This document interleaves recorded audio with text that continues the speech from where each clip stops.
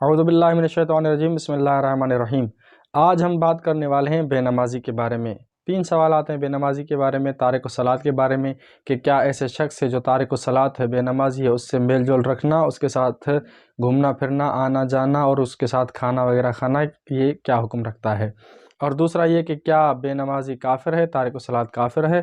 اور تیسرا سوال یہ ہے کہ کیا ایسے شخص سے شادی کرنا جو بے نمازی ہے، تارک الصلاۃ ہے، صحیح ہے یا نہیں ہے؟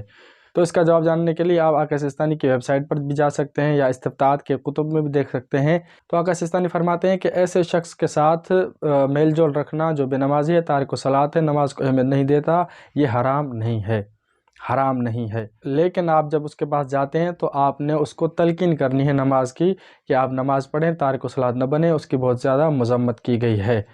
اور اگر آپ کو یہ احتمال ہو کہ میرے کہنے یا نہ کہنے سے اس کو کوئی فائدہ نہیں ہوگا، تب بھی آپ پر یہ ہے کہ آپ اس کو تلقین کریں، اگرچہ آپ کو یہ احتمال ہو کہ میری بات کا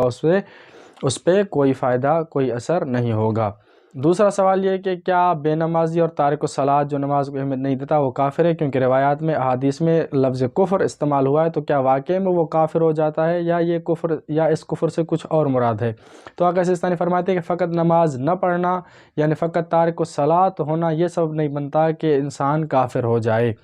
لیکن اگر کوئی شخص وجود نماز کا منکر ہے کہ نماز تو ہے ہی نہیں، یا نماز تو امام کے ساتھ چلی گئی، نماز تو واجب ہی نہیں ہے، اگر اس چیز کا وہ قائل ہے تو یہ چیز کفر کا سبب بنتی ہے، وگرنہ فقط نماز نہ پڑھنا یہ جو ہے وہ کفر کا سبب نہیں بنتا۔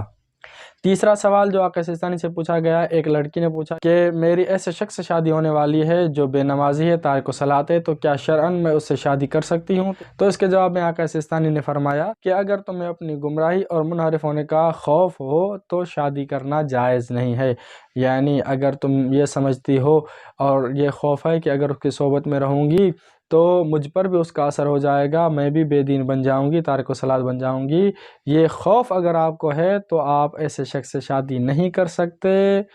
جو بے نمازی اور تارک الصلاۃ ہے۔ والسلام علیکم ورحمۃ اللہ وبرکاتہ۔